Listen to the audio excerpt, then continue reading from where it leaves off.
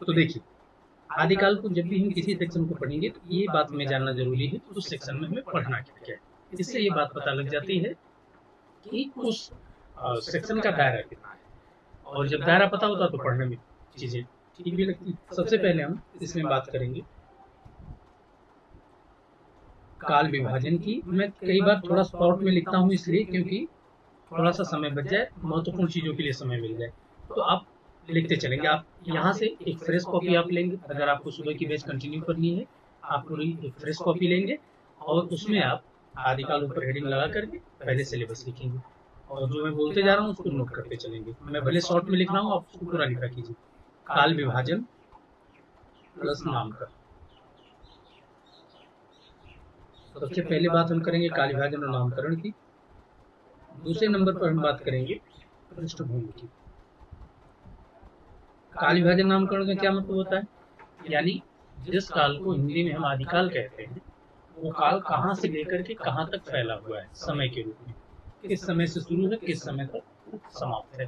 तो इसको तो हम काल का विभाजन कहते हैं, किस समय से किस समय तक है। नामकरण का मतलब कि जो समय हमने लिया है उस काल का, उसको क्या क्या नाम लोगों ने दिया है।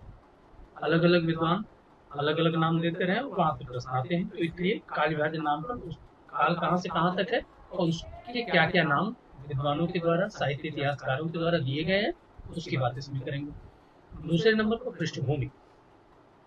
पृष्ठभूमि किसी काल का सबसे महत्वपूर्ण हिस्सा होता है। इसके माध्यम से हम ये बात जान पाते हैं कि जिस समय से जिस समय का साहित्य हम पढ़ रहे हैं, जिस काल से जिस काल तक का, मान लीजिए आदिकाल है 750 से लेकर के 1300 ईस्वी के बीच में है फैला हुआ। तो इस काल में राजनैतिक, सामाजिक, आर्थिक, साहित्यिक रूप से क्या क्या चीजें हुई, ये बात इसलिए जाननी जरूरी होती है क्योंकि जैसा माहौल होगा, जैसा परिवेश होगा, वैसा ही साहित्य लिखा जाएगा। साहित्य का अपने परिवेश से, अपनी पृष्ठभूमि से सीधा संबंध होता है। आप किसी क्षेत्र में चले जाइए, अगर वहां पर अकाल पड़ा है तो वहां से जो साहित्य निकल करके आएगा वो अकाल जनित ही होगा। वहां का कवि ये लिखेगा उस परिवेश को देख करके कि कई दिनों तक चूल्हा रोया चक्की रही उदास, कई दिनों तक कानी कुतिया सोई उसके पास। या उस समय का कवि उस पृष्ठभूमि को देख करके लिखेगा कि खेती ने किसान को, भिखारी को भीख बनी, बनिज को बनिज न चाकर को चाकरी, जीविका विहीन लोग सिद्धमान सोच बस कहे एक एकम सुख कहाँ जाए का। तो किसी भी काल के साहित्य को समझने के लिए उस काल का परिवेश जानना जरूरी है। उस काल की पृष्ठभूमि, जो परिवेश और पृष्ठभूमि को जान जाता है वो उस काल के साहित्य को अच्छी तरीके से समझ सकता है कि ऐसा इसीलिए लिखा जा रहा है। और जिसको ये बात समझ में आ जाती है उसको बार बार के याद करने से मुक्ति मिल जाती है। जिसको विषय समझ में आ गया उसे याद नहीं करना पड़ता, वो उस विषय से फ्रेंडली हो जाता है। कभी भी उन पन्नों को पलटेगा तो चीजें उसको रिकॉल होनी शुरू हो जाएंगी, रिमाइंड होनी शुरू हो जाएंगी। तो प्रयास ये करना है कि हम ज्यादा से ज्यादा जो चीज लिखाई जाए, पढ़ाई जाए, उसको ज्यादा से ज्यादा पढ़ पाए। याद करने से बचिए, ज्यादा पढ़ने और समझने पर जोर दीजिए, वो बहुत लॉन्ग टाइम तक आपके दिमाग में रहती है। तीसरी बात, तीसरी चीज क्या पढ़ेंगे, इस काल का साहित्य पढ़ेंगे। साहित्य का मतलब कि इस काल के भीतर में क्या क्या लिखा गया, ये बात जानना है। तो पहले ही आपको मैंने बता दिया कि जो हिंदी साहित्य का आदिकाल है उसके साथ एक खास बात है कि हिंदी साहित्य का आदिकाल दो भाषाओं के संधि स्थल पर पड़ता है। क्या मतलब है इसका, अगर आप इस भाषा रेखा को देखें जो कि आर्य भाषा के विकास की रेखा है, इसमें क्या है, तो शुरुआती दौर में इसमें आपको दिखेगा कि पहले वैदिक संस्कृत का समय था जो कि 1500 ईसा पूर्व से लेकर के 800 ईसा पूर्व तक था। उसके बाद फिर लौकिक संस्कृत का समय आया जो कि 800 ईसा पूर्व से लेकर के 500 ईसा पूर्व तक रहा। तो ये तो रहा, ये दोनों समय को हम कहते हैं प्राचीन आर्य भाषा का समय। इसके बाद फिर समय आता है पाली का। पाली का समय जो कि 500 ईसा पूर्व से लेकर के 0 या 1 ईस्वी तक कह लीजिए, यहीं से मध्यकालीन आर्य भाषा शुरू होती है। पाली के बाद फिर समय आया प्राकृत का। प्राकृत जिसका समय 1 ईस्वी से लेकर के 500 ईस्वी तक रहा। फिर इसके बाद अगला अंतिम मध्यकालीन आर्य भाषा में आया अपभ्रंश का समय। अपभ्रंश का समय जो कि 500 ईस्वी से लेकर के 1000 ईस्वी तक रहा। ये बात क्यों बता रहा हूँ, क्योंकि आपको ये बात पता चले ये तो है प्राचीन आर्य भाषा का समय, ये यहाँ तक है प्राचीन आर्य भाषा का समय। फिर यहाँ से मध्यकालीन आर्य भाषा शुरू हो जाती है। फिर मध्यकालीन आर्य भाषा जहाँ समाप्त होती है, यहीं से आधुनिक आर्य भाषा का युग शुरू हो जाता है। यानी यहीं से ही आप कह लीजिए तो हिंदी और अन्य भारतीय भाषाओं का समय शुरू होता है, जिसको हम आधुनिक आर्य भाषा युग कहते हैं। और ये उसी के आधुनिक आर्य भाषा के इस जोड़ पर, योग पर आपको एक तरफ तो अपभ्रंश दिखाई देगा, दूसरी तरफ आपको हिंदी और अन्य भारतीय भाषाएं दिखाई देंगी। यानी इसी संधि स्थल से आपका आदिकाल शुरू होता है। तो जो हिंदी के कुछ साहित्य इतिहासकार हैं, उनका ये कहना है कि हिंदी के ये जो शुरुआती समय का ये जो साहित्य है, जिसको मैं रेड कलर से कह रहा हूँ, शुरुआती दौर का जो साहित्य है, उस पर कहीं न कहीं अपभ्रंश के जो अंतिम दौर का लेखन है उसका प्रभाव रहा है। इसीलिए हमें हिंदी साहित्य के शुरुआती दौर के साहित्य को समझने के लिए थोड़ा सा जो अपभ्रंश में पहले लिखा गया है तो उसको जान लेना जरूरी है। उसको अगर हम थोड़ा सा पढ़ लेंगे तो हमें ये बात समझ में आ जाएगी कि किस तरीके से हमको इस काल के साहित्य को पढ़ना है, मतलब इस काल के साहित्य में ऐसा क्यों लिखा जा रहा है। ये बात तब समझ में आएगी जब हम अपभ्रंश के अंतिम दौर के साहित्य को देख लेंगे तो, ठीक है। तो इसीलिए जो हिंदी के साहित्य इतिहासकार हैं, वो आदिकाल में दो तरह का साहित्य रखते हैं, एक अपभ्रंश के अंतिम दौर का साहित्य और एक फिर जहां से हिंदी शुरू होती है फिर उसके शुरुआती दौर का साहित्य। तो इसीलिए आपको पूरे के पूरे आदिकाल के साहित्य में दो तरह का साहित्य पढ़ने को मिलता है आपके साहित्य इतिहास के ग्रंथों में। कौन कौन से भाई? सबसे पहले आपको इसमें पढ़ना होता है अपभ्रंश का साहित्य,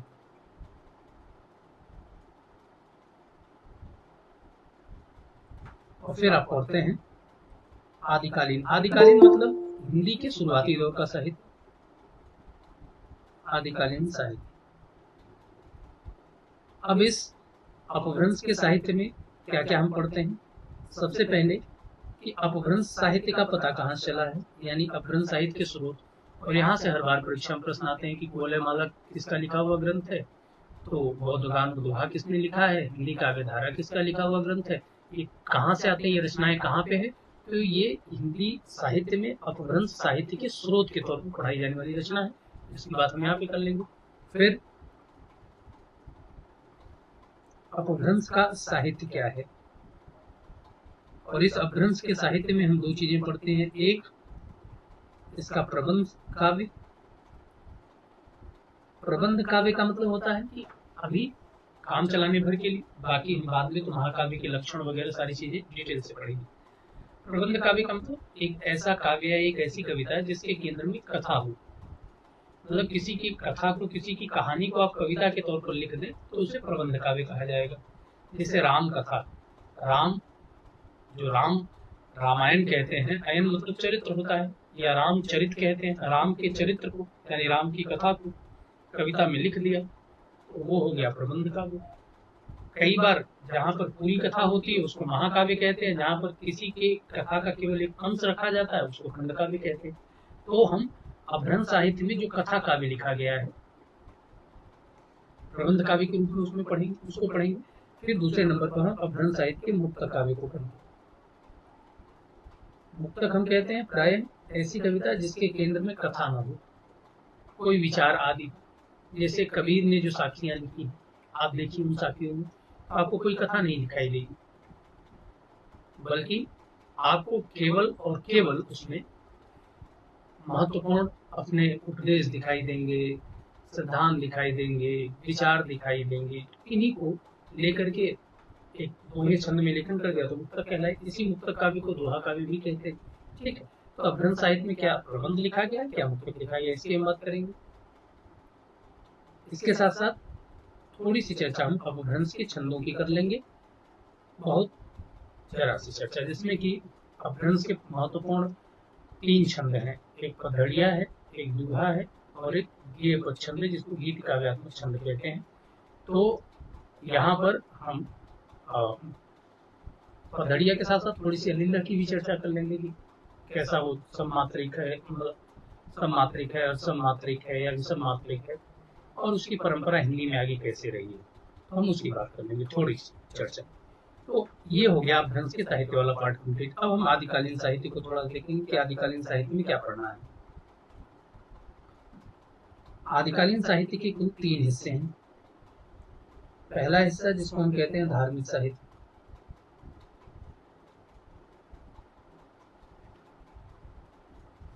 दूसरा हिस्सा जैसे कि हम कहते हैं वीरता परक साहित्य,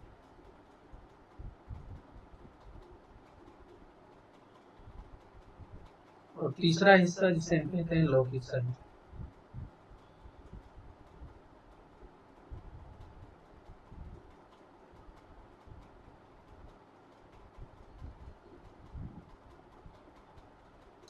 थोड़ी सी हम बात को समझते चलेंगे।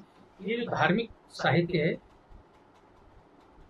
जो कि आदिकाल के समय में मठों में, मंदिरों में लिखा जा रहा है, और इसके कुल 3 रूप आपको देखने को मिलेंगे। सिद्ध साहित्य,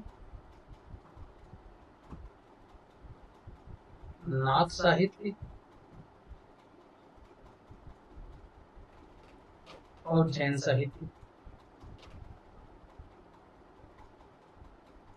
मतलब इस धार्मिक साहित्य में हमको 3 तरह का साहित्य पढ़ना है, सिद्ध साहित्य, नाथ साहित्य, जैन साहित्य। जिसमें सिद्ध और नाथों का संबंध तो बौद्धों के साहित्य से है, और इसमें फिर जैन का साहित्य आ जाता है। तो इसको हम कैसे पढ़ेंगे? सिद्ध साहित्य में सिद्ध किसे कहते हैं, सिद्धों का परिचय, उनकी संख्या आदि जो 84 है बताते हैं। फिर सिद्धों की अपनी साधना पद्धति क्या रही है, जिसमें कि हम कुछ महत्वपूर्ण टर्म्स की बात करेंगे, जिसमें बात होगी कि काया योग क्या है, नैरातम्य की भावना क्या है, पंचम कार्य क्या है, महासुखवाद क्या है, प्रज्ञोपाय क्या है, कमल कुलिश साधना क्या है, संध्या भाषा क्या है, इन सारी चीजों की चर्चा। फिर हम उसके बाद आगे बढ़ेंगे तो सिद्धों के अंतर्गत कौन से प्रमुख कवि आते हैं, या रचनाकार और पंक्तियां कह लीजिए, जिसमें सरहपा, सबरपा, प्रणहपा, लुईपा, तंत्रपा, कुलपा तक ये चीजें जाएगी। ऐसे नाथ साहित्य, नाथ किसे कहते हैं, नाथों का परिचय क्या है, नाथों में कुछ महत्वपूर्ण बातें यहाँ भी हैं कि जो प्रवृत्ति मार्गी और निवृत्ति मार्गी वाला मामला क्या है, उसे हम किस तरीके से देखेंगे। यहाँ पर इंद्रियों को साधने की जो बात है वो क्या है, योग मार्ग से क्या संबंध है, जिसमें कि नाड़ी साधना, जिसमें कि सचक्र भेदन, ठीक है, जिसमें कुंडलिनी जागरण इत्यादि बातें आती हैं। और साथ साथ में इसके साहित्य को देखें। साहित्य में बात होगी रचनाकार और पंक्तियों की, जिसमें सबसे पहले नाथ आदिनाथ की बात है। फिर आदिनाथ के बाद हम पढ़ेंगे इसमें मत्स्येंद्र नाथ, मच्छिंद्र नाथ के बारे में, फिर जलंधर नाथ के बारे में, फिर गुरु गोरखनाथ के बारे में, और फिर हम आगे बढ़ चलेंगे, एक आध दो नाम की और चर्चा कर लेंगे। जैन साहित्य, जैन किसे कहते हैं, जैन साहित्य की अपनी प्रवृत्तियां क्या है, साधना पद्धति क्या है। फिर इसके साथ साथ हम बात करेंगे प्रमुख जैन कवि, जिसमें कि हेमचंद्र और मेरुतुंग से मामला शुरू होगा और सीधे हाथ से कसूर तक जाएगा। इसके बाद वीरता परक साहित्य की, वीरता परक साहित्य जैसे धार्मिक साहित्य मठों और मंदिरों में लिखा गया, वैसे वीरता परक साहित्य आदिकाल का वो साहित्य है जो दरबारों में चारण या भाटों के द्वारा लिखा गया है, राजाओं की प्रशस्तियों के रूप में, राजाओं की वंशावलियों के रूप में। तो इसी काव्य को हम जो चारण और भाटों के द्वारा लिखा गया है उसको हम कहते हैं रासो काव्य। रासो एक खास तरीके का टर्म है, ऐसा लगता है कि किसी एक प्रक्रिया से बनाया हुआ शब्द है, इसीलिए इस शब्द की उत्पत्ति को लेकर के अलग अलग विद्वान अपने अलग अलग मत देते हैं। उस उत्पत्ति के मत को हम पढ़ें। इसमें उत्पत्ति के मत के साथ साथ हम थोड़ी सी प्रवृत्तियों की बात कर लेंगे, यानी हम इसमें बात कर लेंगे थोड़ी सी कि इस शब्द की उत्पत्ति कैसे हुई है। फिर हम इसमें बात कर लेंगे कि इसकी अपनी प्रवृत्तियां क्या हैं, कि इसमें ओज प्रधान लेखन होता है, इसमें परुषावृत्ति में लेखन किया जाता है ना, इसमें गौड़ीय जो है वो रीति में लेखन किया जाता है। तो ये कुछ महत्वपूर्ण बातें, और इसमें डिंगल पिंगल शैली को अपनाया जाता है। तो प्रवृत्तियों की बातें कर लेंगे। फिर इसके प्रमुख रचनाकार और पंक्तियों की बात करेंगे, जिसमें कि सभी महत्वपूर्ण रासो आ जाएंगे, चाहे वो हमीर रासो हो, चाहे वो विजयपाल रासो हो, चाहे वो परमाल रासो हो, चाहे वो पृथ्वीराज रासो। तो जो प्रमुख रासो ग्रंथ हैं उसके अलावा कुछ अन्य जैसे जयचंद्र प्रकाश या जयमेंग जयचंद्र, इन तमाम की बात हम कर लेंगे। इसके बाद फिर आता है लौकिक साहित्य। लौकिक साहित्य आदिकाल का वो साहित्य है जो कि न तो मठों मंदिरों में लिखा जा रहा है न दरबारों में, बल्कि ये विशुद्ध जनता के बीच में लिखा जा रहा है, जिसको कि हम जनपरक धारा भी कहते हैं, जनपरक साहित्य भी कहते हैं आदिकाल, जिसमें कि मुख्यतः संदेश रासक आती है, भोला मालूरा दुल्हा जैसी रचना आती है, वसंत विलास जैसी रचना आती है, और इसके साथ साथ इसी में आदिकाल के जातीय कवि आ जाते हैं, मीर खुसरो और विद्यापति, और इसी के अंतर्गत फिर आदिकाल का गद्य साहित्य आ जाता है, जिसमें कि उक्ति व्यक्ति प्रकरण, राउरवेल और वर्ण रत्नाकर को हम करते हैं। प्राकृत पेंगुलम की भी थोड़ी बहुत चर्चा हो जाती है। मैं समझता हूँ कि सिलेबस आपको क्लियर हो गया होगा। क्या कह रहे हैं आप? क्या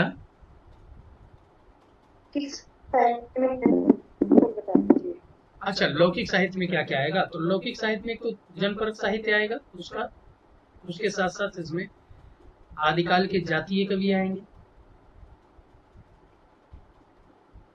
इसके साथ साथ यहाँ पर आदिकालीन गद्य साहित्य आएगा, आदिकालीन गद्य साहित्य, ये 3 चीजें हैं। ठीक है, इसे आप कहीं नोट कर लेंगे अच्छे तरीके से अपने नोटबुक में।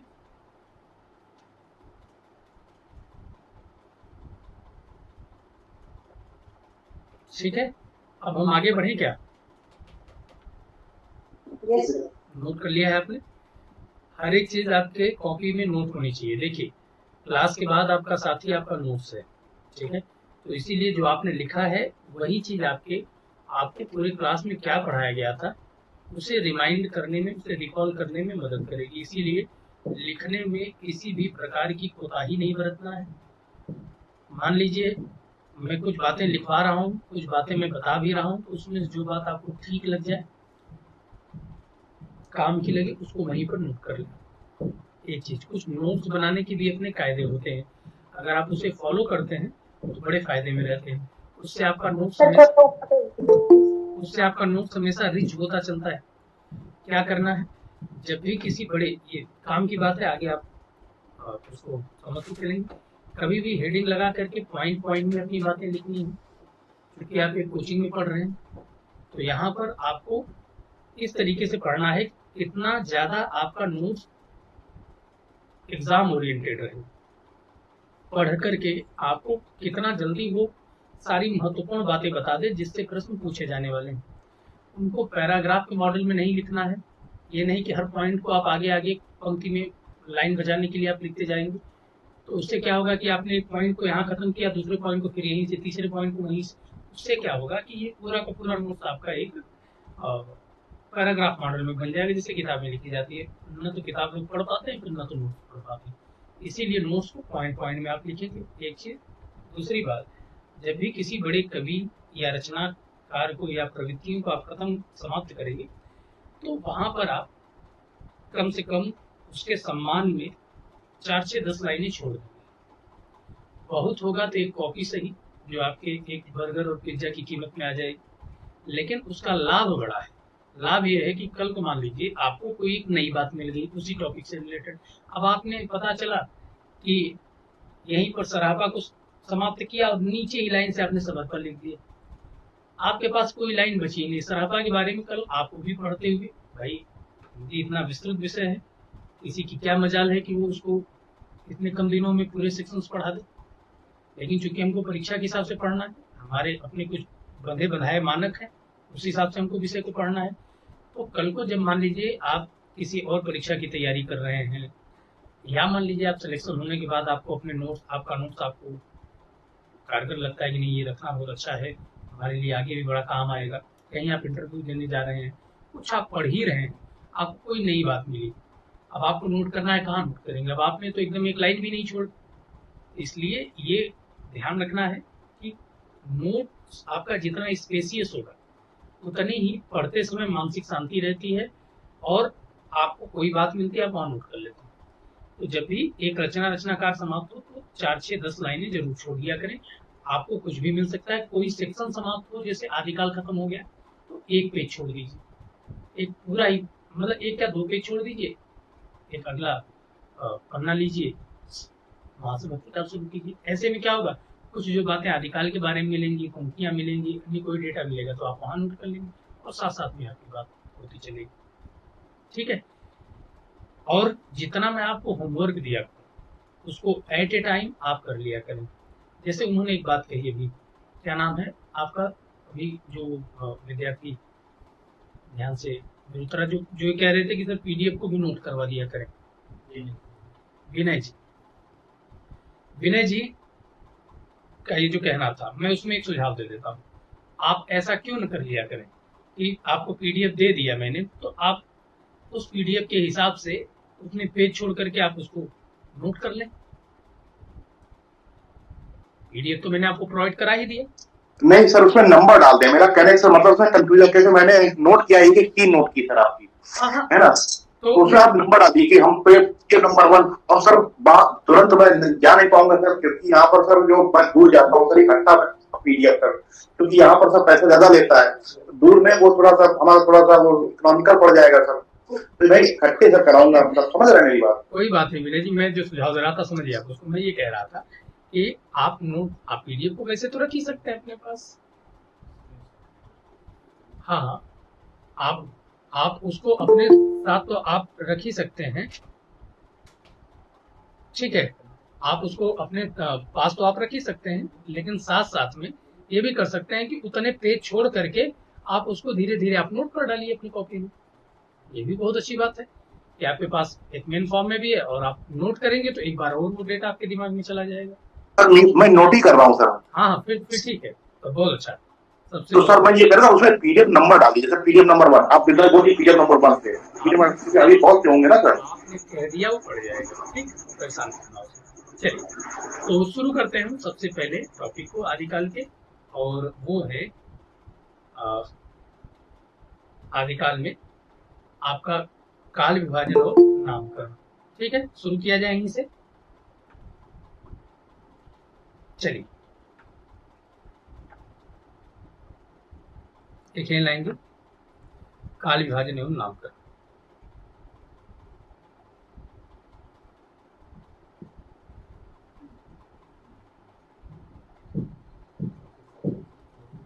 काल विभाजन एवं नामकरण। काल विभाजन एवं नामकरण लिखिएगा इसमें आप कि लिखिए कि आदिकाल के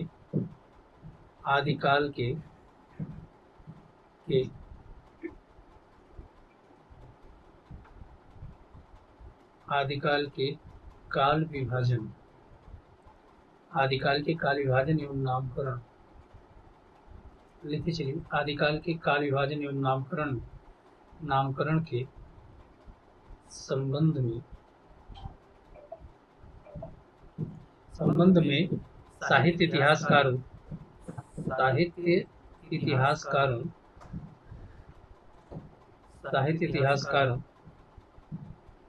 एवं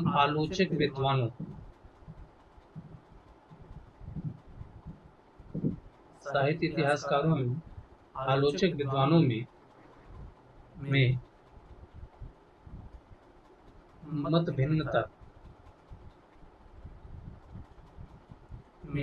भिन्नता की स्थिति है,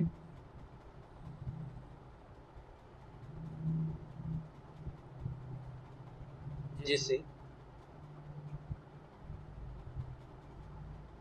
निम्न प्रकार से देखा जा सकता है।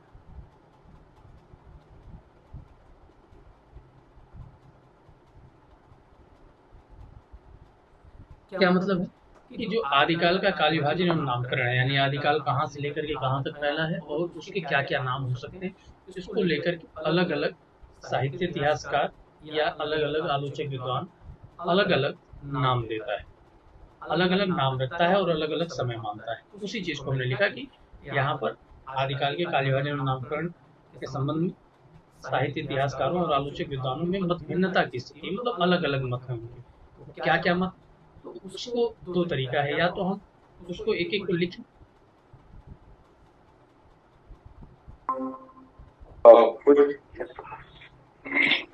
हाँ, या तो हम उसको अलग अलग लिखेंगे, या तो फिर हम उसको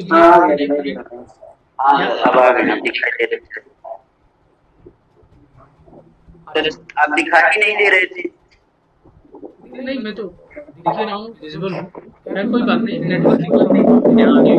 प्लीज माइक बंद रखिए, ठीक है।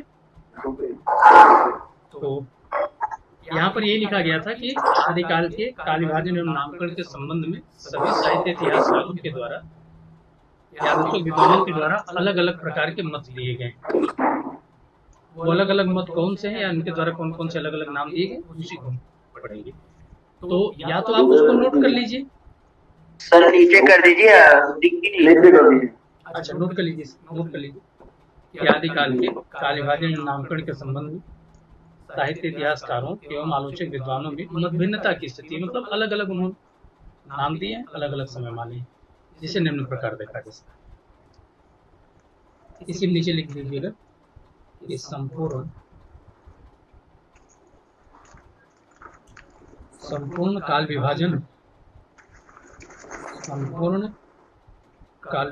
एवं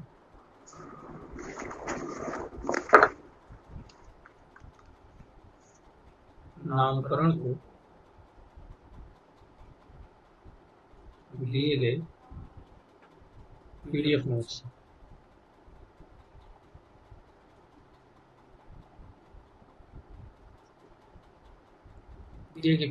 से अवश्य पढ़ें। क्योंकि ये काफी बड़ा चार्ट है और उसको बनवाने में जो समय लगेगा उससे कम समय में उसे हम समझ सकते हैं, तो दोनों काम हो जाएगा। पीडीएफ भी आपको दे दिया जाएगा और साथ साथ में आप उसे समझ भी लेंगे। तो पीडीएफ कौन सा है, आइए उसी पीडीएफ पे चलते हैं, क्योंकि आपको आपके ग्रुप में आज दे दिया जाएगा।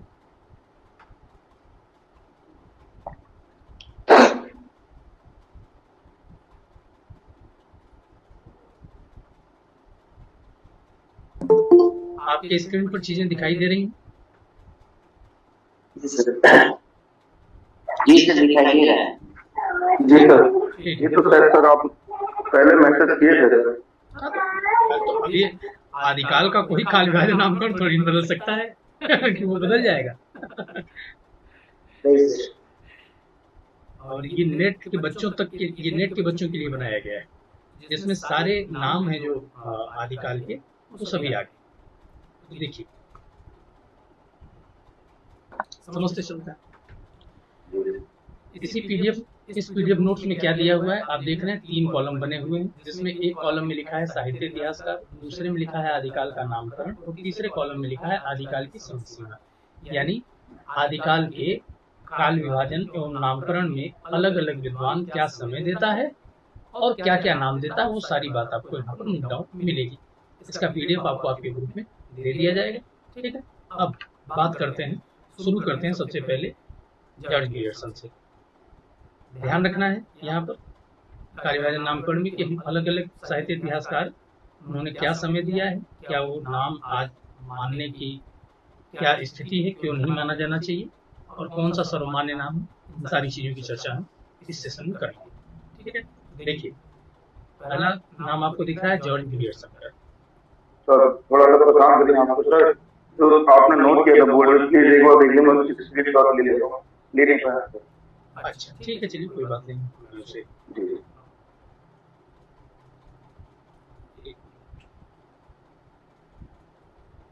ले लीजिए आप इसका।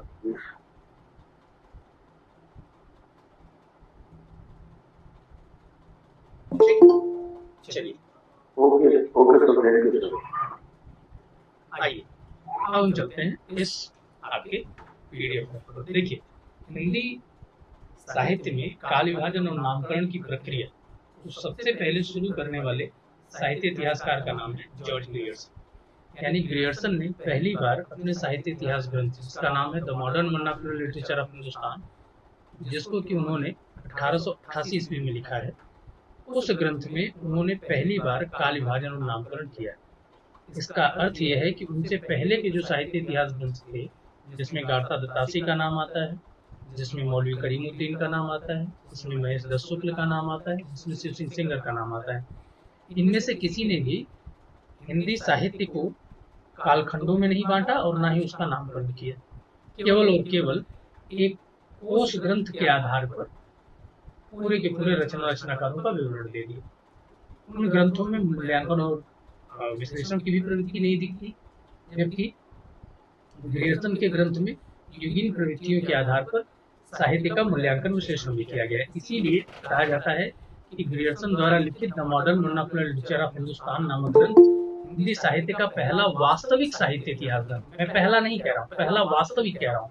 पहला तो गारता दत्तासी द्वारा लिखा हुआ इस्तवार दलाल हिंदुस्तानी में नजर है, लेकिन पहला कहते हैं, इसे पहला वास्तविक कहते हैं, जिसको सच्चे अर्थों में साहित्य इतिहास कहा गया है, ग्रियर्सन का है। क्यों? क्योंकि उसकी विशेषता है कि उसमें पहली बार कार्यभाजन नामकरण, पहली बार मूल्यांकन विश्लेषण और अन्य बातें की गई। तो ग्रियर्सन ने हिंदी साहित्य को कुल 12 भागों में और प्रमुख 11 भागों में बांटा है, जिसमें सबसे पहले काल का नाम उन्होंने चारण काल लिखा है।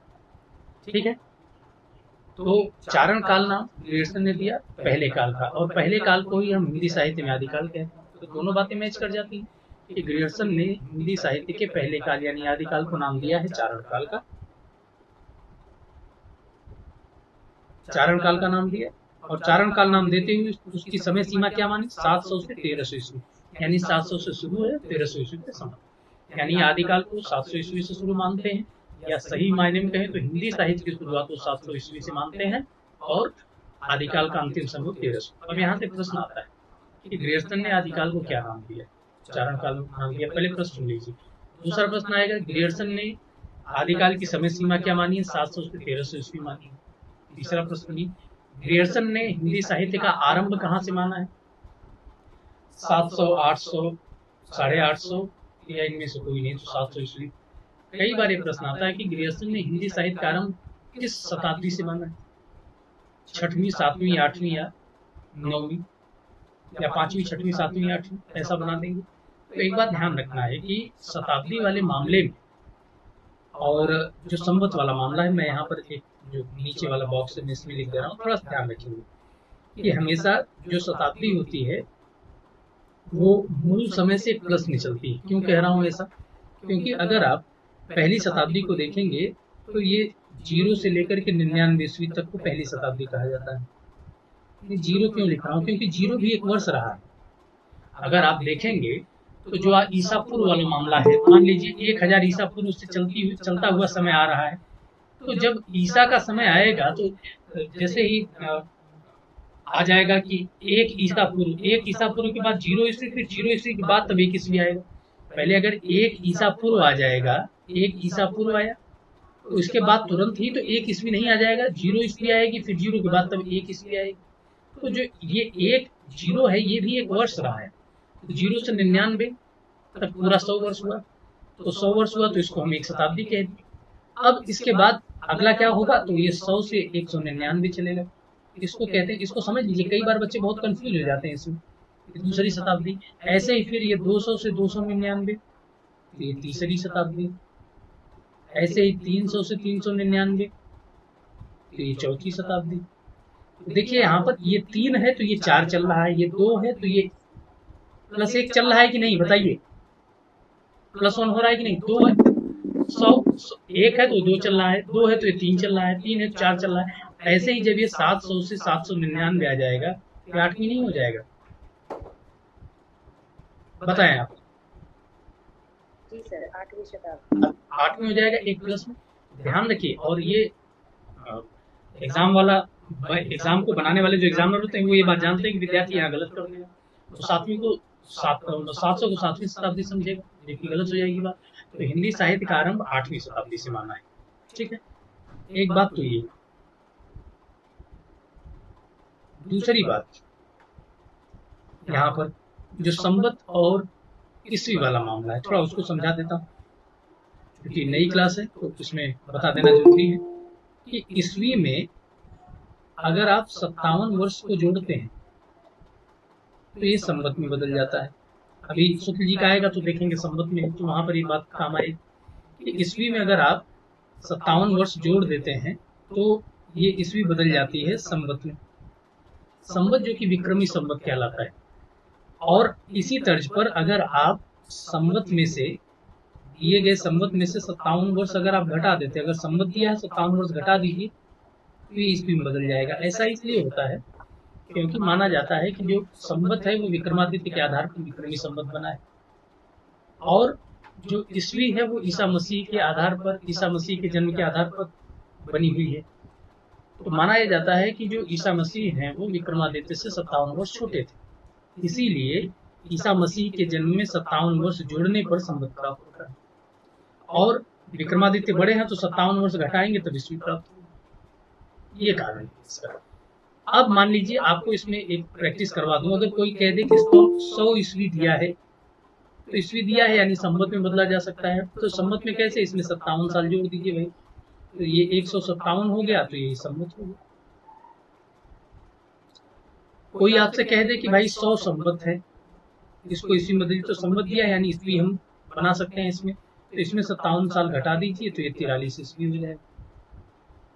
आज क्या चल रहा है, आज का समय क्या है, आज के वर्ष को क्या कहेंगे आप, 2022 क्या है, ये ईस्वी है। तो अगर इसमें संवत प्राप्त करेंगे तो क्या करेंगे, संवत प्राप्त करने के लिए इसमें क्या करना पड़ेगा,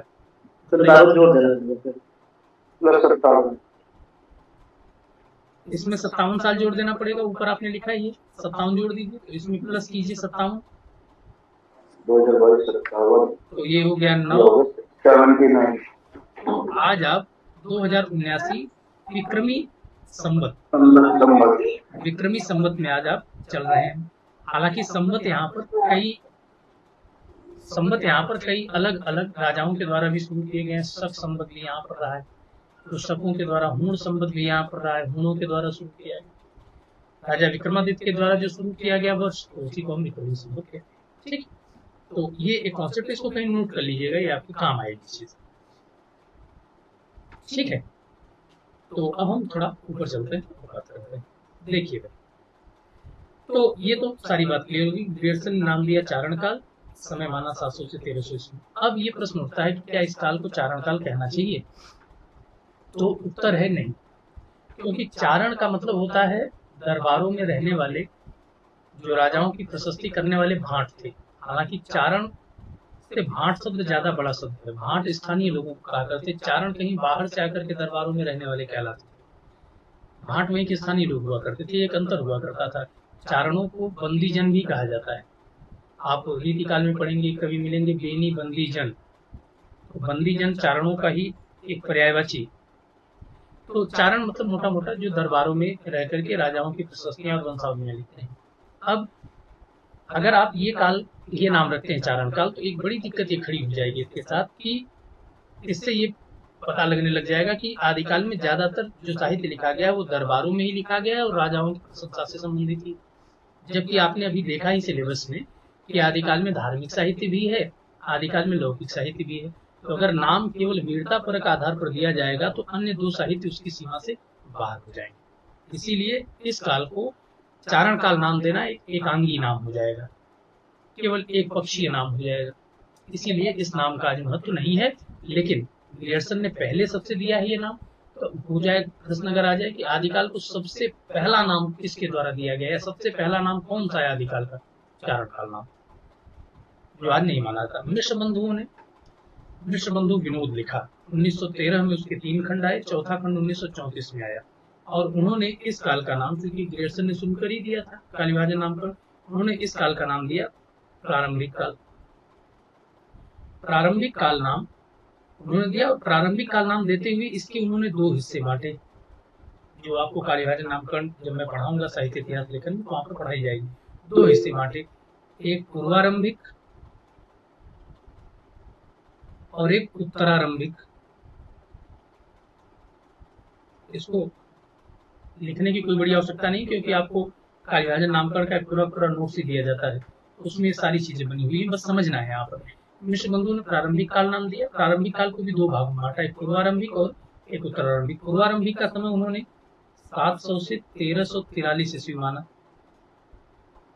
और उत्तरारंभिक का समय उन्होंने 1343 ईस्वी कह रहा हूँ, संवत माफ कीजिए, संवत माना। और उत्तरारंभिक का समय 1344 से 1444 संवत मानो। अब ध्यान से देखिए, तो शुरू किया है 700 संवत से और अंत किया है 1444 से, इसीलिए यहाँ पर लिखा है कि प्रारंभिक काल का समय 700 से 1444 संवत, यानी प्रारंभिक काल मानते हुए इसका समय 700 से 1444 संवत। अगर ईस्वी में बदलेंगे तो संवत है 57 वर्ष घटाइए तो 643 से 1387 ईस्वी वो आदिकाल की समय सीमा मानते हैं कि आदिकाल शुरू हुआ 643 से और वो समाप्त हुआ 1387 पर। ये क्लियर है पहली बात। अब दो अलग अलग विभाजन किया है, पूर्वारंभिक और उत्तरारंभिक।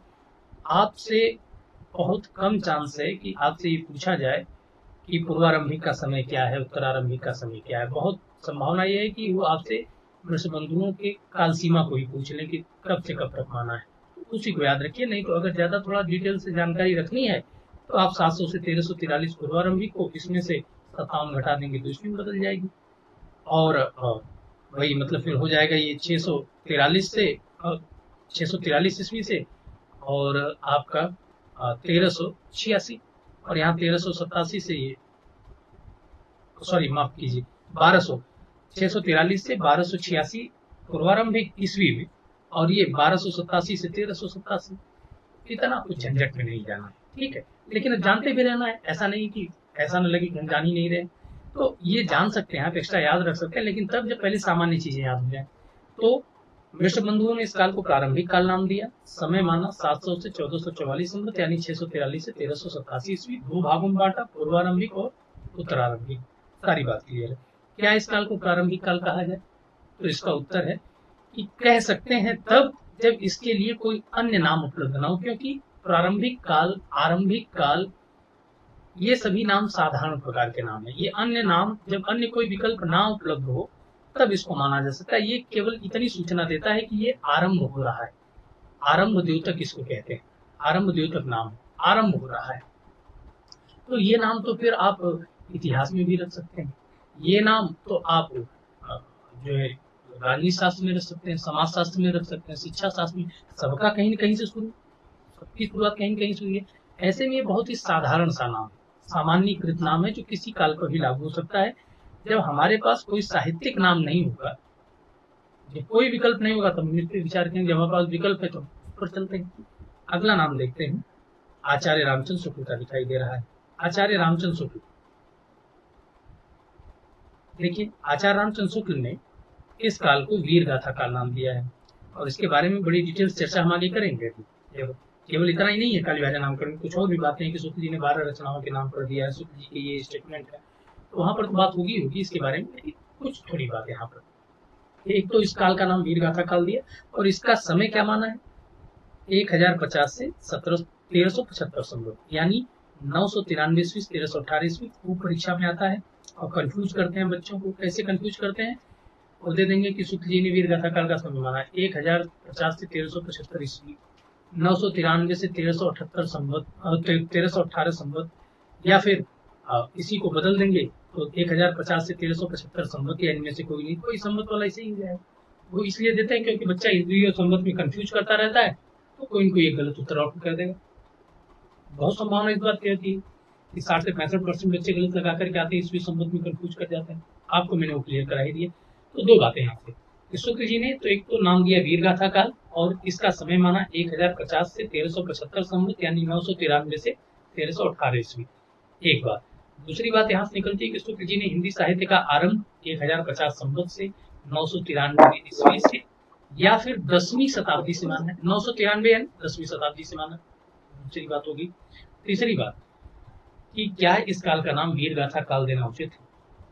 तो इस जब आप ये नाम दे देंगे तो इससे फिर वही दिक्कत क्रिएट हो जाएगी कि इससे जो अर्थ ध्वनित हो रहा है वो यही बात जा रही है कि इस काल में ज्यादातर वीर गाथाएं ही लिखी हैं।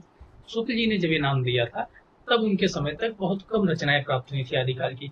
मोटी मोटी मतलब प्रमुख 12 रचनाएं, उन 12 रचनाओं में भी 7 से 8 रचनाएं वीर गाथा मतलब रासो काव्य धारा की ही थी, 7 से 8 रचनाएं। तो इसीलिए उन्होंने उसमें जो 12 रचनाएं उनको मुख्य तौर पर प्राप्त हुई थी, उनमें से 7 से 8 वीर गाथा परक थी, तो इसीलिए उन्होंने ज्यादा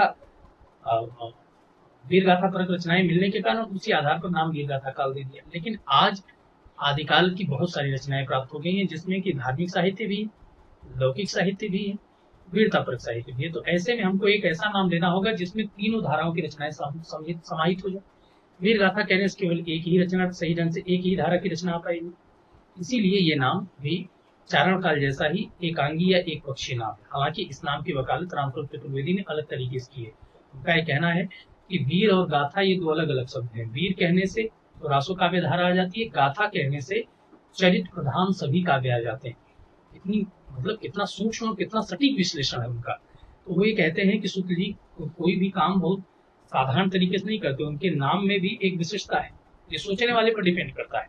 गाथा का मतलब चरित्र प्रधान का कथा काव्य, जो कि आप देखिए अपभ्रंश में भी लिखे गए हैं, जो अगर आप देखिए तो जैनों में भी लिखे गए हैं, रासों में तो लिखे गए हैं, लौकिक साहित्य में भी कई जगहों पर आपको दिखाई देगी। संदेश रासक में खुद आपको चरित्र मिलेगा, विक्रमपुर की वियोगिनी की कथा है। तो उनका कहना है कि हर धारा में फिर ये मिल जाता है, इसलिए ये नाम ठीक भी है। लेकिन आज जो एक बड़ा तबका मानता है हिंदी के विद्वानों का, वो ये मानता है कि इस नाम से केवल एक ही धारा का बोध होता है। ऐसे ही अगला नाम लेंगे राम कुमार वर्मा का। वो क्या नाम देते हैं? संधि एवं चारण काल नाम देते हैं। कब से समय मानते हैं? 750 से 1375 संवत।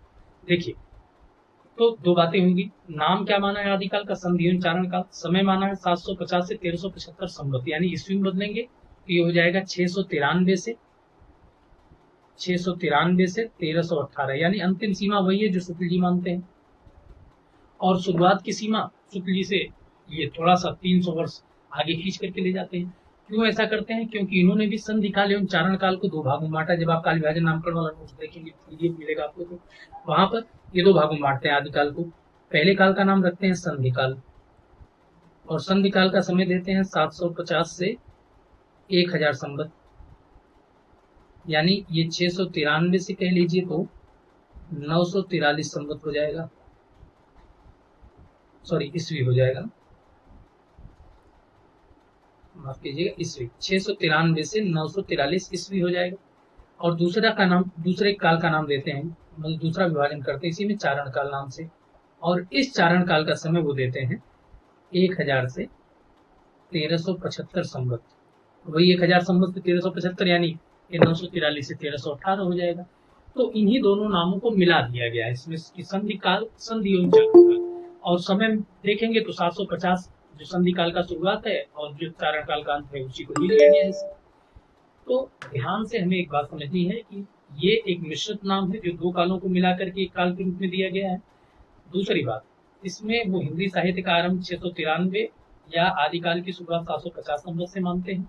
तीसरी बात कि क्या इस काल को संधि एवं चारण काल कहना नाम ठीक है? तो संधि काल कहने का अर्थ ये है उनका कि इसमें दो कालों का मिश्रण, दो चीजों का मिश्रण हो रहा है। किन किन दो चीजों का? तो दो धाराएं मिल रही हैं यहाँ पर। कौन सी दो धाराएं मिल रही हैं भाई? एक तो आपको जो है हिंदी की धारा मिल रही है और दूसरी तरफ अपभ्रंश की धारा मिल रही है। तो दो भाषिक धाराएं मिल रही हैं, इसीलिए दो चीजों की संधि हो रही है, संधि काल है। यहाँ पर आप देखेंगे तो आपको दिखाई देगा कि दो प्रकार की संस्कृतियां मिल रही हैं। एक तरफ तो भारतीय संस्कृति है, दूसरी तरफ यहीं से तुर्कों का आगमन हो रहा है। दो प्रकार की संस्कृतियों का संक्रमण है, दो प्रकार की भाषाओं का संक्रमण है, एक से अधिक प्रकार की प्रवृत्तियां मिल रही हैं, वीरतापरक प्रवृत्ति, धार्मिक प्रवृत्ति और लौकिक या श्रृंगारिक प्रवृत्ति। तो कह रहे हैं कि ये समय जो है ये काल हिंदी साहित्य में कई चीजों के मिलने का संधि का काल है। भाषाओं के, प्रवृत्तियों के, संस्कृतियों के संक्रमण का या संधि का समय, इसीलिए इसको संधि काल नाम दिया। दूसरा चारण काल नाम, क्योंकि उसमें भी प्रधानता किसकी है? जो चारणों के द्वारा लिखी हुई साहित्य। इस काल में इस नाम को इसलिए नहीं माना जा सकता। चलिए संधि वाली बात तो समझ में आती है, लेकिन चारण कह के आप फिर ये बात कह देते हैं कि इसमें कोई वीरता प्रधान काव्य की, मतलब वीरता पर लेखन की प्रधानता है। ऐसे में अन्य धाराओं के बाहर जाने की संभावना रहती है। और फिर इसमें दो तरीके के नाम मिल गए, एक आप भाषिक तरीके का नाम दे रहे हैं और एक आप जो है एकांगी साहित्यिक नाम दे रहे हैं। तो इसका कोई मेल बन नहीं पा रहा है। तो आज हम इस नाम को भी नहीं मानते हैं, लेकिन परीक्षा में पूछा जाता है संधि काल एवं चारण काल किसने दिया है। अगला नाम है विश्वनाथ प्रसाद मिश्र का। इन्होंने नाम दिया वीरकाल, और वीरकाल नाम दिया, समय माना 1000 से 1400 मोटा मोटा यानी 943 से 1343 ईस्वी। तो समय में तो कोई बड़ी खास बात नहीं है, लेकिन जो नाम है वीरकाल, इसमें भी वही दिक्कतें हैं जो शुक्ल जी के वीरगाथा काल में। फिर उसी बात को दोहराना क्या। अगला नाम है गणपति चंद्रगुप्त का। अच्छा, विश्वनाथ जी ने हिंदी साहित्य का अतीत लिखा था, राम कुमार जी ने हिंदी साहित्य का आलोचनात्मक इतिहास लिखा। अच्छा, गणपति चंद्रगुप्त जिन्होंने हिंदी साहित्य का वैज्ञानिक इतिहास लिखा 1965 में, उन्होंने पहले खंड में आदिकाल से लेकर के रीतकाल तक की चीजों को संग्रहित किया है और उसमें उन्होंने आदिकाल को आरंभिक काल नाम दिया, या अन्य चर्चाओं में उन्होंने दो अन्य नाम भी सुझाए हैं, उन्मेष काल या शून्य काल। और आदिकाल की समय सीमा बिल्कुल अलग मानी है, 1184 से 1350 ईस्वी। तो 1350 को आज माना जाता है, लेकिन 1184 मानने का क्या तर्क है, पहले ये बता दूं। 1184 वो इसलिए मानते हैं क्योंकि गणपति चंद्रगुप्त के अनुसार हिंदी साहित्य का पहला कवि कौन है, कालीभद्र सूर्य, जिन्होंने भारतेश्वर बाहुबली रास लिखा है, और ये रचना 1184 में आई है। और वहीं से वो हिंदी साहित्य का आरंभ मानते हैं, यानी हिंदी साहित्य का आरंभ 12वीं शताब्दी से, आदिकाल की शुरुआत 12वीं शताब्दी से, आदिकाल की समय सीमा 1184 से 1350 ईस्वी मानते हैं। और आदिकाल के 3 नाम दिए हैं, आरंभिक काल, उन्मेष काल या शून्य काल।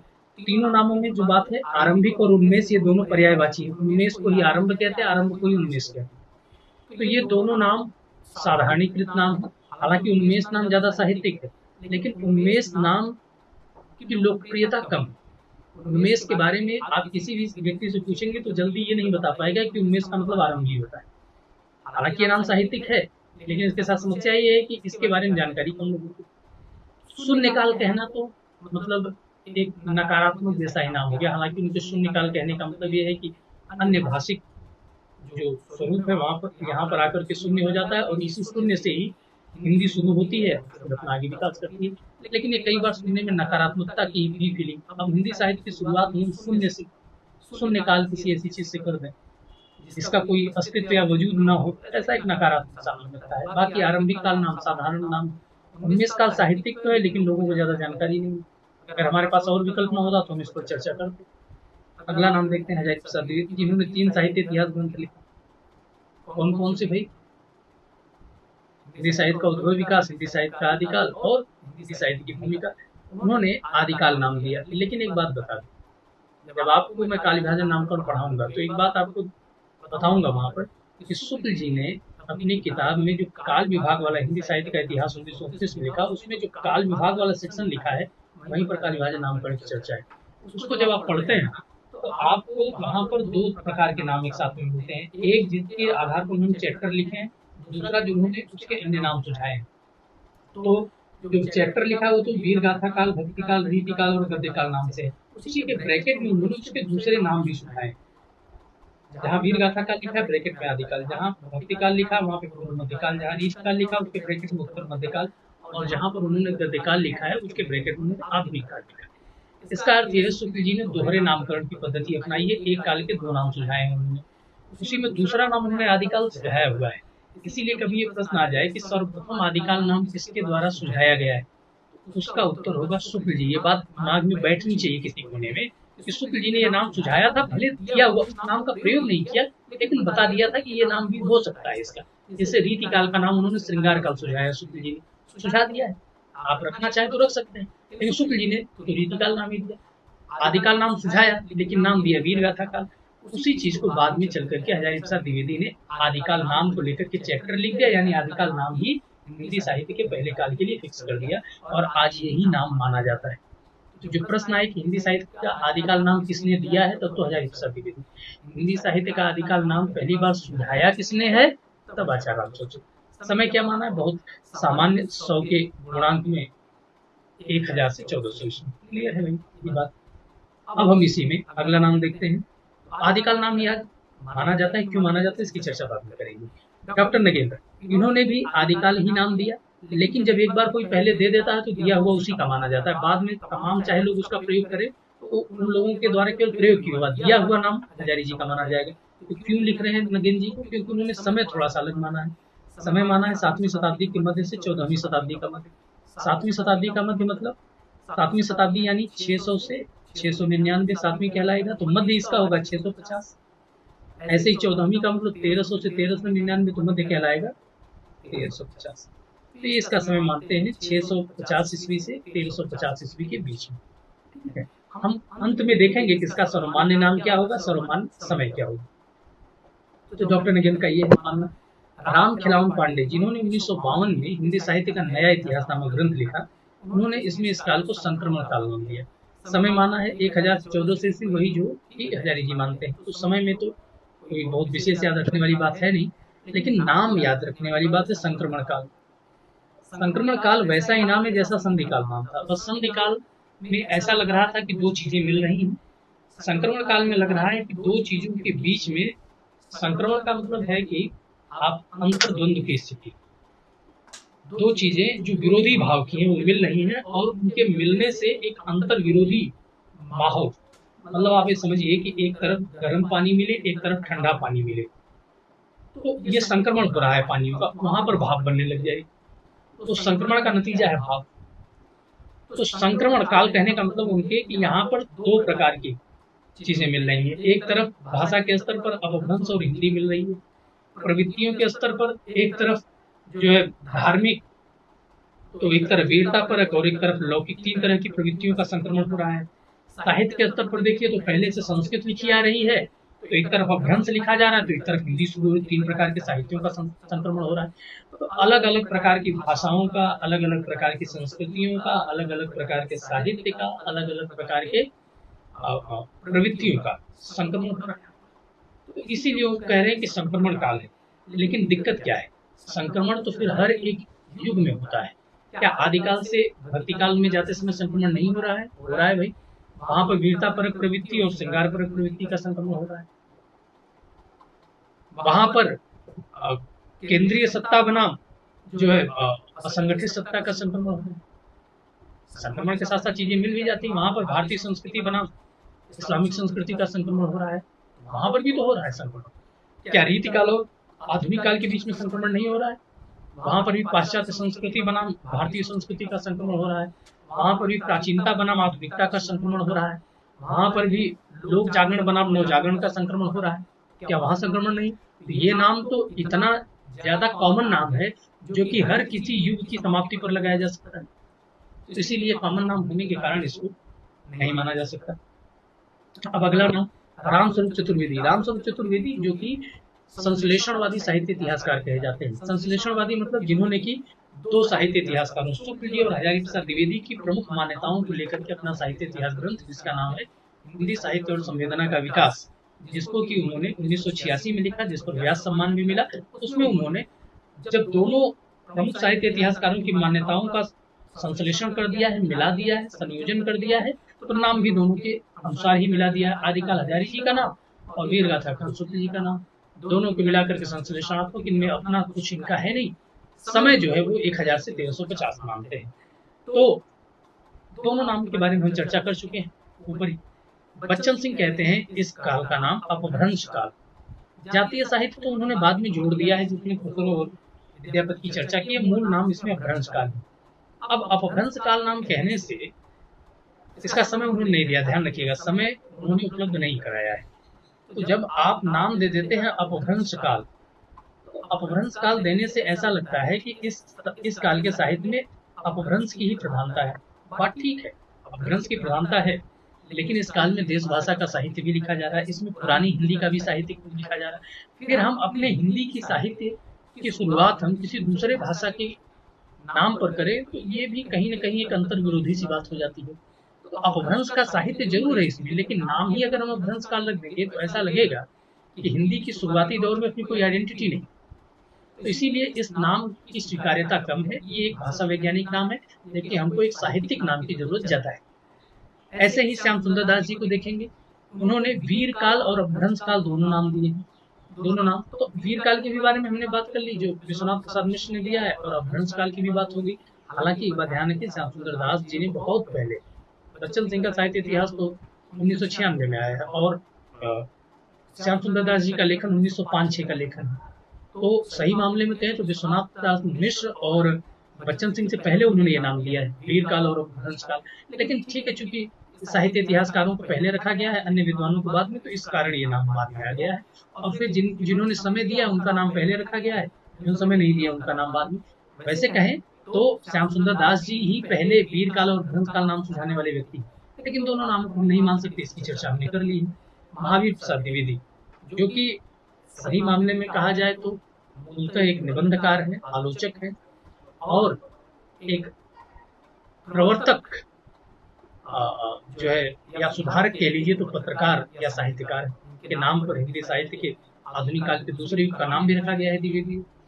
इन्होंने इस काल का नाम बीजवपन काल सुझाया है। हिंदी साहित्य के पहले काल का नाम बीजवपन काल, मतलब जहां पर पहली बार बीज पड़ा है। लोग कहते हैं कि भाई ये नाम ठीक तो है, ऐसा लग रहा है कि बीज पड़ रहा है, कहीं से किसी चीज की शुरुआत हो रही है, लेकिन दिक्कत है इसके साथ एक, वो ये कि यहाँ पर अगर आप बीजवपन काल नाम रख देंगे तो ये कितना साहित्यिक है। ऐसा लग रहा है जैसे कृषि विज्ञान को हम पढ़ रहे हैं, बीज डाली जा रही है, पौधे उगेंगे, फिर वो तमाम बातें आएंगी। तो जब हमारे पास साहित्यिक नाम का विकल्प है तो फिर हम अन्य क्षेत्र का नाम क्यों लें, भले से इसमें आरंभ का बोध हो रहा हो। तो इसलिए आज इस नाम की बहुत उपयोगिता नहीं, लेकिन परीक्षा में ये नाम खूब पूछा जाता है, खूब इसकी बातचीत की जाती है। ठीक है, अगला हम लेंगे इसमें नाम सिद्ध सामंत काल, जो कि राहुल सांकृत्यायन के द्वारा दिया हुआ नाम है। राहुल सांकृत्यायन ने इस काल को नाम दिया है सिद्ध एवं सामंत काल। इसके साथ भी दिक्कत वही है, सिद्ध काल कहते हैं तो केवल और केवल सिद्धों की धारा आ पाती है, और सामंत काल कहते हैं तो केवल चारण का साहित्य आ पाता है, वीरता पर अन्य धाराएं बाहर हो जाती हैं। तो सिद्ध और सामंत काल नाम के साथ भी वही समस्या, लेकिन प्रश्न खूब आता है। ये दो नाम खूब पूछे जाते हैं परीक्षा में, बीजवपन काल सिद्ध सामंत काल किसने दिया? सिद्ध सामंत काल राहुल सांकृत्यायन ने, और बीजवपन काल महावीर प्रसाद द्विवेदी। देखिए, धीरेन्द्र वर्मा और चंद्रधर शर्मा गुलेरी, ये दोनों लोग में धीरेन्द्र जी भाषा वैज्ञानिक हैं, और जो चंद्रधर शर्मा गुलेरी, उन्होंने हिंदी की पहली बड़ी प्रसिद्ध कहानी लिखी है। उसने कहा था, उन्होंने साहित्यिक लेखन बहुत कम किया है, लेकिन उन्होंने एक बड़ी प्रसिद्ध किताब हिंदी में लिखी है, पुरानी हिंदी। पहली बार अपभ्रंश को पुरानी हिंदी इन्होंने कहा है। मूलतः ये फिलॉसफी के प्रोफेसर थे, और शायद जहाँ तक मुझे याद है कि उदय प्रताप कॉलेज जो बनारस का है वहाँ पढ़ाते थे, और उनकी बड़ी एक प्रसिद्ध किताब है जिसका नाम है भारतीय दर्शन। दर्शन के क्षेत्र में बहुत बड़ा नाम है चंद्रधर शर्मा गुलेरी का, लेकिन भाषा विज्ञान के क्षेत्र में उन्होंने पुरानी हिंदी नामक किताब लिखी है जो नागेंद्र समाज छपी। उसमें उन्होंने इस काल का नाम अपभ्रंश काल सुझाया। तो अपभ्रंश काल के नाम को लेकर के दिक्कत क्या है वो तो हमने चर्चा कर ली। अपभ्रंश काल देखिए, 4 लोगों ने नाम दे दिया, जहाँ 4 पे 5 लोग आ जाए, सतर्क हो जाए। परीक्षा में ये नहीं पूछेगा कि अपभ्रंश काल नाम किसने दिया, पूछ भी सकता है कि नाम ऐसे दे दे, इन्होंने नहीं दिया, एक नाम दे दे, इन्होंने दिया, या इससे ज्यादा इस प्रश्न की पॉसिबिलिटी बन सकती है कि आदिकाल को किसने अपभ्रंश काल नाम नहीं दिया है। तो 3 नाम वो होंगे जिन्होंने दिया, उसमें श्याम सुंदर दास का नाम दे देंगे, धीरेन्द्र वर्मा का नाम दे देंगे, चंद्र शर्मा गुलेरी का नाम दे देंगे, और मान लीजिए उसमें एक नाम दे दिया उन्होंने रमाशंकर शुक्ल प्रसाद, तो वही उन्होंने नहीं दिया। तो जहां पर चीजें 3 से 4 हो जाएंगी जैसी, वहां पर सतर्क हो जाना है कि यहाँ से एक प्रश्न बनने की गुंजाइश हो जाएगी, है ना। तो इसका इसकी उपयोगिता नामकरण के रूप में ज्यादा नहीं, प्रश्न के रूप में ज्यादा है। रमाशंकर शुक्ल प्रसाद जिन्होंने हिंदी साहित्य का इतिहास नामक ग्रंथ लिखा है शुक्ल जी के बाद, तो उन्होंने इस काल के कुल 3 नाम सुझाए हैं, बाल्यावस्था काल, अंधकाल और जयकाल। जयकाल नाम अभी पिछली बार केपीएससी में पूछा हुआ था, हालांकि कई नाम इसमें कई परीक्षाओं में पूछे जाते रहे। बाल्यावस्था काल नाम उन्होंने दिया, तो ऐसा लग रहा है जैसे हिंदी अपनी बिल्कुल अभी बचपना की अवस्था में। ठीक है, ये नाम एक बार लिया जा सकता है, लेकिन ये ज्यादातर मानवीय विकास को दिखा रहा है। तो अगर आप एक क्षेत्र के नाम का आरोपण दूसरे पर करते हैं तो कई बार कई दिक्कतें खड़ी हो जाती हैं। जैसे आपने नाम दिया बाल्यावस्था काल, आपने नाम दिया किशोरावस्था काल, आपने नाम दिया युवावस्था काल, 3 भागों में बांटा हिंदी साहित्य को। कुछ विद्वानों का कहना है कि फिर तो इसमें जो है वृद्धावस्था भी आएगी, फिर इसमें मरणावस्था भी आएगी, क्या हिंदी साहित्य इस अवस्था में भी पहुंचेगा? तो ये नाम फिर क्योंकि साहित्यिक नहीं है और हिंदी क्षेत्र में इसको लागू करने पर अन्य दिक्कतें भी खड़ी हो जाएंगी, तो नहीं माना जाता। अंधकाल नाम तो बिल्कुल ही नकारात्मक नाम, तो शुरुआत ही आप अंधकार जैसी अनिश्चित चीज, नकारात्मक चीजों से आप करेंगे तो लगेगा कि किसी विषय को आप पढ़ी क्यों रहे जो नकारात्मक चीजों से शुरू हो रही है।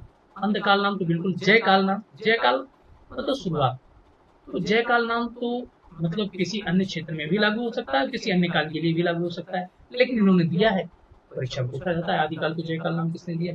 रमाशंकर जी। वासुदेव जी उद्भव काल नाम देते हैं। उद्भव काल नाम के साथ भी वही बात है कि आरंभ का द्योतक है, तो आरंभ के द्योतक में कई नाम आ गए। संक्रांत आपका आधार काल नाम तो नीचे है, प्रारंभिक काल, आरंभिक काल, उन्मेष काल, आदि काल, उद्भव काल, इनमें जो नाम सबसे ज्यादा साहित्यिक होगा उसी का चयन कर लेंगे। तो ये भी एक आरंभ द्योतक ही नाम है। ऐसे ही सुमन राजे और मोहन अवस्थी जी ने भी आधार काल नाम दिया। आधार काल का मतलब जहां से किसी भी चीज की आधारशिला रखी जा रही है, नींव पड़ रही है, तो ये भी आरंभ द्योतक ही नाम हो। तो कई तरह के आरंभ द्योतक नाम हो गए। शंभुनाथ जी प्राचीन काल नाम लेते हैं। नाम तो ठीक है, हिंदी साहित्य का सबसे प्राचीन काल है, लेकिन चूंकि इस तरह का एक नाम साहित्य में बहुत पहले से और इतिहास में बहुत पहले से प्रचलित है, और इतिहास का प्राचीन काल जो शुरू होता है वो कहीं न कहीं पाषाण काल से शुरू होता है। हिंदी साहित्य का आदिकाल 8वीं शताब्दी से, और हिंदी साहित्य का जो आदिकाल है वो वास्तव में इतिहास में मध्यकाल। ये कई तरीके का कंफ्यूजन पैदा कर देता है कि एक तो इस ऐतिहासिक नाम भी है, फिर हिंदी में फिर वो कई तरीके के अंदर विरोध पैदा कर देता है, इसलिए ये नाम नहीं माना जाता।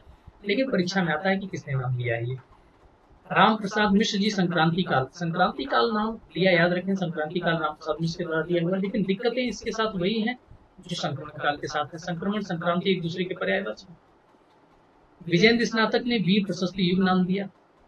वीर प्रशस्ति वीरता परक ग्रंथ, और जिसमें प्रशस्तियां यानी प्रशंसा परक लेखन किया गया है चारणों के द्वारा। तो इसमें भी फिर वही बात आ जाती है कि ये भी चारणों के द्वारा वीरता परक या रासु काव्य धारा को समाहित कर पाता है, नाम नहीं आ पाती, ये कमी है। इसके साथ हरिश्चंद्र वर्मा जी ने संक्रमण काल नाम दिया।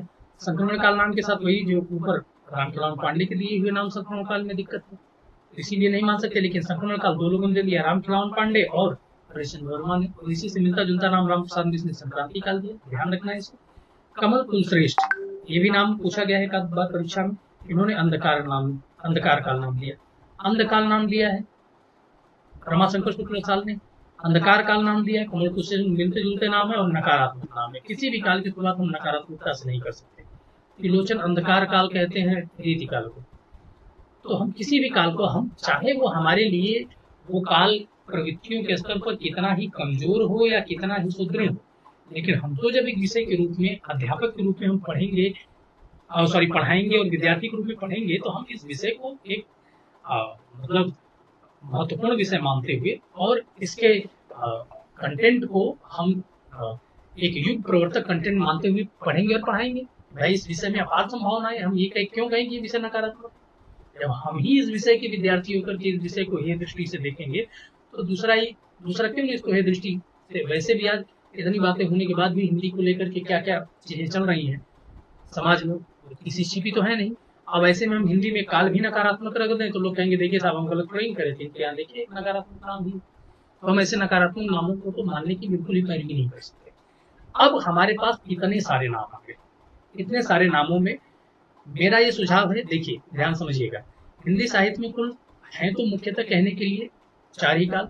4 कालों में केवल 2 ही कालों के नामों को लेकर के इतनी सारे मत भिन्नता की स्थिति दिखती है, एक आदिकाल और एक नीति काल। ऐसे में मेरा सुझाव है कि आप जितने भी नाम दिए उनको आप याद कर लें। जहां तक इम्पोर्टेंट की बात रही कि भाई ज्यादा ही इम्पोर्टेंट कौन है, तो वो इम्पोर्टेंट लगा दे रहा हूँ, लेकिन मेरा सुझाव है कि 2 ही कालों के नामकरण में विवाद है, तो दोनों को आप पूरा ही पूरा याद रखें। इससे क्या संभावना होगी कि कोई भी प्रश्न बाहर मिल जाएगा। तो इम्पोर्टेंट क्या है इसमें, और फिर अंत में हम बात करेंगे सर्वमान्य वाले की। इम्पोर्टेंट एक तो ग्रियर्सन को आप इसमें से मैं लगा दे रहा हूँ, ग्रियर्सन, वृषबंधु शुक्ल जी, राम कुमार वर्मा, विश्वनाथ प्रसाद मिश्र, ये चूंकि साहित्य इतिहास का पूछे ही जाते हैं, गणपति जी, हजारी जी, रामखिलावन पांडे, बच्चन सिंह, श्याम सुंदर दास, महावीर प्रसाद द्विवेदी, राहु सांकेत्यायन, धीरेन्द्र वर्मा, गुलेरी जी, रमाशंकर शुक्ल। बाकी आप इसमें सुमन राजे का नाम एक पढ़ सकते हैं, मतलब इम्पोर्टेंट। वैसे तो मैंने सभी को कह दिया, लेकिन आप इम्पोर्टेंट माफ कीजिए। अच्छा, आवाज मेरी क्लियर जा रही है ना आप तक, कोई दिक्कत तो नहीं है जी? जी सर। नहीं सर, बिल्कुल स्पष्ट सर, बिल्कुल स्पष्ट। अच्छा हाँ ठीक है, बाकी आप ठीक है। बाकी आप इसमें से एक चीज और देख सकते हैं, वो ये कि एक नाम आप इसमें, बाकी और छोड़ दीजिए आप। कमल कुलश्रेष्ठ पूछा तो सभी को इधर उधर करके गया है, लेकिन ज्यादा इंपॉर्टेंट वही है जो मैंने ऊपर लगा दिए, ठीक है। बाकी मेरा ये सुझाव है कि आप सभी को पढ़ लीजिएगा। अब अंत में हम पहले एक लाइन लिखेंगे और इसका वाइंड अप कर देंगे, समाप्त कर देंगे इस चैप्टर को, काल विभाजन नामकरण को। समाप्त क्या मतलब कुछ तथ्य रह जाएंगे, लेकिन जो पूरा चर्चा वाला मामला है चार्ट के वो हमने कर लिया। तो नीचे आप लिखिए, ये पॉइंट आप नीचे लिखिएगा, तो इस पॉइंट को पहले लिखिए फिर हम बात करेंगे। पॉइंट में ये लिखिए कि आज, प्लीज माइक को बंद करेंगे। आज सर्वमान्य रूप से, आज सर्वमान्य रूप से इस काल का नाम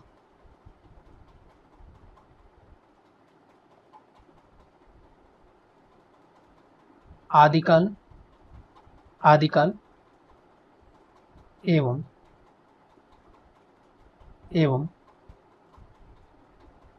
मान्य समय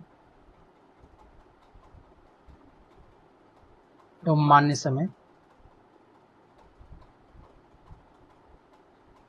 750 से 1350 ईस्वी लिया जाता है। पहले से आप नोट कर लेंगे कि सर्वमान्य रूप से आदिकाल और मान्य समय 750 से 1350 ईस्वी लिया जाता है। एक दो बातें यहां पर और लिख लेंगे कि आदिकाल नाम हजारी प्रसाद द्विवेदी, हजारी प्रसाद द्विवेदी, अप्रद्वी का मतलब लाघव चिन्ह के साथ संक्षिप्तीकरण के साथ लिखा है हजारी प्रसाद द्विवेदी। आदिकाल नाम हजारी प्रसाद द्विवेदी द्वारा दिया गया है।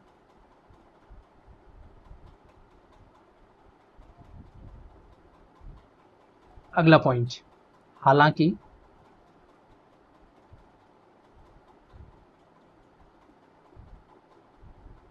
आदिकाल, हालांकि आदिकाल नाम का, हालांकि आदिकाल नाम का प्रथम सुझाव, प्रथम सुझाव पहले नोट कर लीजिए फिर हम बात करेंगे, डाउट सेशन होगा उसमें सारी बातें। प्रथम सुझाव आचार्य रामचंद्र शुक्ल द्वारा दोहरे नामकरण के अंतर्गत दिया गया था।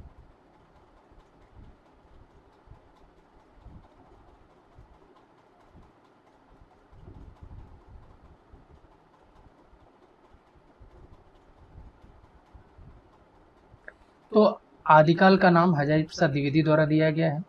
प्रथम सुझाव आचार्य रामचंद्र शुक्ल दोहरे नामकरण के अंतर्गत। तो ये बातें आप नोट कर लेंगे। यहां पर आप एक हेडिंग लाएंगे, अन्य महत्वपूर्ण तथ्य।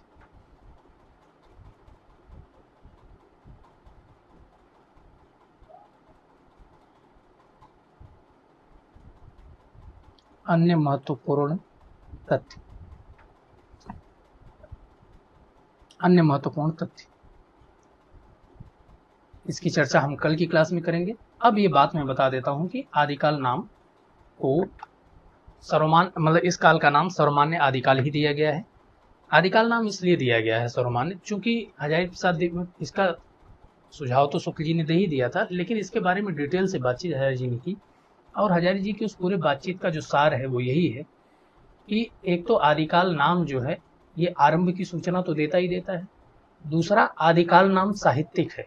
अन्य नाम ज्यादा साधारणीकृत है, वो अन्य किसी क्षेत्र में इस्तेमाल किए जा सकते हैं। आदिकाल भी नाम को इस्तेमाल कर सकता है, लेकिन ये ज्यादा यथोचित होगा कि साहित्य के साथ प्रयोग किया जाए। तो एक तो ये साहित्यिक नाम है। तीसरी बात यह है कि इस नाम में किसी एक प्रवृत्ति की प्रमुखता का पता नहीं चलता, इसमें हर प्रवृत्तियों को समाहित किया जा सकता है।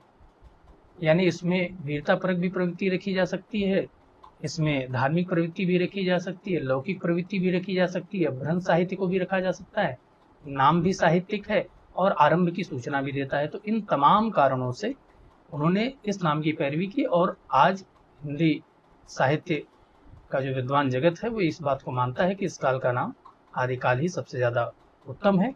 और चूंकि इस काल में अपभ्रंश के साहित्य को शामिल कर लिया गया, अपभ्रंश का समय है 500 से 1000 ईस्वी, तो पूरा साहित्य तो लिया नहीं गया, उसमें बाद वाला साहित्य जिसको परवर्ती अपभ्रंश कहते हैं, जिसको उत्तरवर्ती अपभ्रंश कहते हैं, जिसको हम कहते हैं अवहट जिसकी चर्चा हम हिंदी साहित्य के आरंभ के विवाद वाले पार्ट में करेंगे बड़े डिटेल से कि हिंदी साहित्य का आरंभ कहाँ से माना जाना चाहिए। 3 मत है उसमें जो दूसरा मत है वो कहता है कि जो उत्तरवर्ती अपभ्रंश है, परवर्ती अपभ्रंश जिसकी शुरुआत 750 से होती है, वो हिंदी के ज़्यादा निकट है, उसी को हिंदी साहित्य में रखी। तो इसीलिए हिंदी साहित्य की जो समय सीमा है शुरुआत की, उसको थोड़ा सा अपभ्रंश के पाले में खींच करके ले आया जाता है और 750 ईस्वी से लेकर के उसकी शुरुआत मानी जाती है और 1350 तक तो इसकी समय सीमा जाती ही है, जहाँ पर कि केंद्रीय सत्ता के तौर पर मुगल सल्तनत की स्थापना हो जाती है। तो उससे पहले और जहाँ से अपभ्रंश का उत्तरवर्ती रूप शुरू होता है, जिसको अवहट कहते हैं, वहाँ से लेकर के और जहाँ पर केंद्रीय सत्ता की शुरुआत होती है वहाँ तक हम पूरे आदिकाल की समय सीमा को 750 से 1350 ईस्वी के बीच में मानते हैं। जब हम इसकी चर्चा करेंगे तो इसमें हर्षवर्धन के काल की भी थोड़ी सी बात करेंगे, राजपूतों के उदय की थोड़ी सी बात करेंगे और फिर हम देखेंगे कि किस तरीके से अलग अलग प्रकार की धाराएं और प्रवृत्तियां उसमें विकसित हो रही हैं। तो इसका जो मान्य समय है वो 750 से 1350 ईस्वी, मान्य नाम है आदिकाल, जो कि हजारी जी के द्वारा दिया गया है, सुझाया गया है शुक्ल जी के द्वारा। क्लियर है? कुछ अन्य महत्वपूर्ण बातें भी हम इसमें करेंगे जो कि अगली क्लास में करेंगे।